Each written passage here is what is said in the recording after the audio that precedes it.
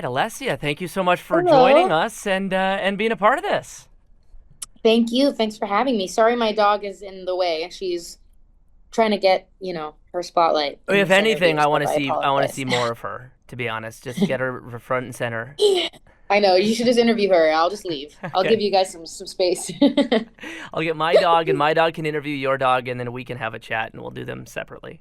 Yes, yes, yes. That works. Where am I catching you today? Where are you out of at the moment?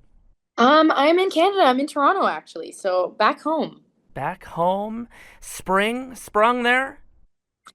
Spring has not yet sprung. I think we're just in denial at this point. So we're like trying to hold on to any little bit of warmth we can. So we're pretending that it's spring, but it is not yet sprung. Unfortunately, it's very gloomy and a little chilly still.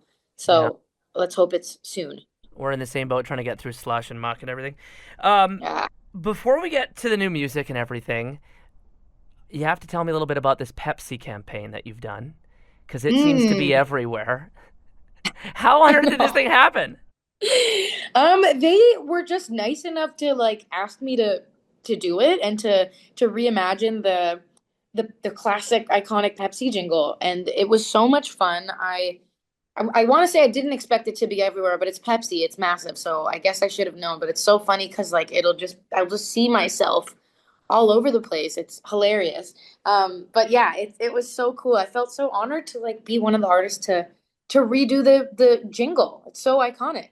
Do you feel weird having been in this space for many years and being on the radio and having play all over the place to be recognized for a Pepsi thing? I mean a little, but it's also so fun. Like it's really cool. It's like if there's something that you're gonna like be recognized for, like that's a really cool thing. And it's really funny. Like my therapist was like, I saw your Pepsi commercial. I'm like, oh my gosh, it's getting out into the wild. Like we have to reel it back. It's so funny. It's hilarious. It's really cool, and I'm like very honored though. Does it come with Which is free great. pop for life or anything like that? Like, there's got to be perks. No, you'd think. I would hope so, but no pop for life. I think the exposure and the ability to like redo the jingle is definitely enough. But I am maybe I'll try to like pull that card at certain restaurants that have Pepsi. I'm gonna say like, listen, do you know who you're talking to? Like, I Just don't bust think out the you're aware phone. of who you're speaking to. Yeah. Can watch the commercial on your phone with Yeah. them for sure. Yeah. Love or lack thereof, brand new album. So many great songs. Before I get into some of the things I'm thinking, what are some of your favorites? What are some of the things that you're most excited about this brand new album? I'm excited for like mainly like to get to perform these songs, like this is like an album that demands live performance because we did it all live. And I mean, selfishly, I just love to sing jazz. I love to sing soul music live all the time. So I'm just looking forward to playing it in some capacity. I don't know what that looks like yet, but I'm excited to figure it out and see how we can like bring this to like a live stage. So, why did you record it live, and what were the hurdles with that? I just like want to like make my life more difficult. I'm always like, let's see how we can stress me out more. No, I'm just kidding. But I think honestly, like truthfully, all the music that I really, really love, especially from back in the day, especially jazz and soul, like what is recorded like live, right? It comes from like the era of like jamming and doing things live. And I love when you can hear texture and you can hear like people in a room together, like you'll hear like the piano creaking, you'll hear somebody laughing or someone a little bit off key, but in a cool way. I love that, and I love like the idea of like everybody being on a train together and having to like really be locked in with each other because when you're recording live, especially to tape, you have a limited amount of takes, you have limited time, and you have to be locked in with one another because if one person messes up, you have to start all over, right? So there's something really fun about the adrenaline that comes with and like the magic in a room together. So I just wanted it to feel like all the music that I really love. And it just felt like a fun challenge. Oh, I love it, and I've been listening through. Specifically, I'm in trouble with Nora Jones. I'm very excited to talk about working with Nora Jones. So that's cool. But just Yeah. so vibey with the upright bass and there was some brass in there. Like it just, in Yeah. fact, I'm in trouble. Kind of made me think of a little bit of like a classic like spy movie. With a little bit of that Mm. background going on. It was so nice and kind of had that vibe. Talk a little bit about that one and working with people like Nora Jones and a few others on the album. Well, thank you, first of all, for saying that. That's so cool. Yeah, it definitely feels like it's got like a Bond sort of vibe. Yeah. And I've always loved that kind of music. So, yeah, that song came together like super last minute. I wrote it the day before we went in to record this album. So it was like either we're gonna get something or we're not. And I'm so glad we made this because it's like one of my favorites on the album and like one of my favorites that I've ever made, to be honest. And then when it comes to Nora Jones, of course, like she is such a trailblazer for modern day jazz and like really kind of pushing that genre forward into the modern day world. Like you got to credit her for that. Like she's one of the trailblazers and her voice is so iconic and she's such a great songwriter and I've always looked up to her in so many ways. And so yeah, I mean, once we made this jazz album, it's like who better, than Nora Jones. And I'm just like so grateful that she agreed to do it, because it's obviously a no-brainer to have her on and to ask her, but it's another thing for her to like take the time to do it. And I feel really lucky because, it's her and she sounded so great. So I feel super excited. I've always been curious about these collaborations. Do you guys get to like hang out or something? Do you get any like personal time? It depends, honestly. Like with the Nelly Furtado one, who, another legend icon who I love so much, another trailblazer in her own right, of course. With her, like she actually got to come in because we live in the same city. We did this all locally, so she actually came in, and we did get to hang out and vibe and do everything live together, which was so much fun.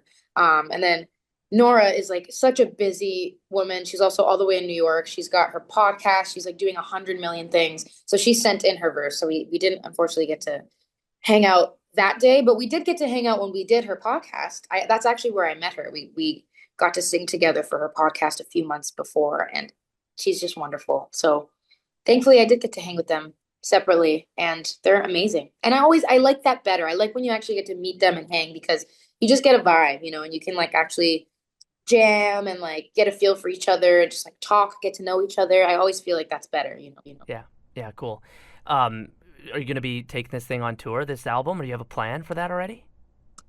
I would love to. I don't know what that looks like yet. I do have some festivals lined up, which will be really fun in the summer and like early fall. So I'm interested to, I don't know, to figure out a way to like mesh the pop stuff and like also bring in this like new jazz feel and like what that would look like for a festival setting.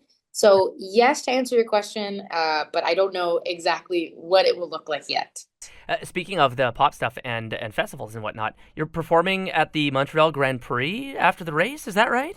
Yes, yeah, I am, which will be really cool. Kind of a fun mesh of two of my passions right there. That's Oh, awesome. sick. Yeah, yeah, for sure. Yeah, I'm really looking forward to that. That's gonna be really cool. How did you get involved in something like that? Like, do you just get invited, or are you just like a big fan and try to weasel your way in?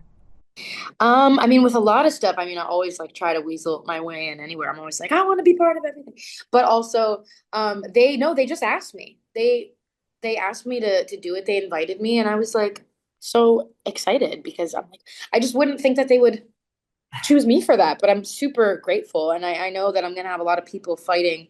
I know I have a lot of family and friends that are gonna try to weasel their way in to come and see that for sure. So that'll be interesting to pick who's gonna come with me. But I'm very excited. Yeah, it's gonna be cool. I'm glad they asked me.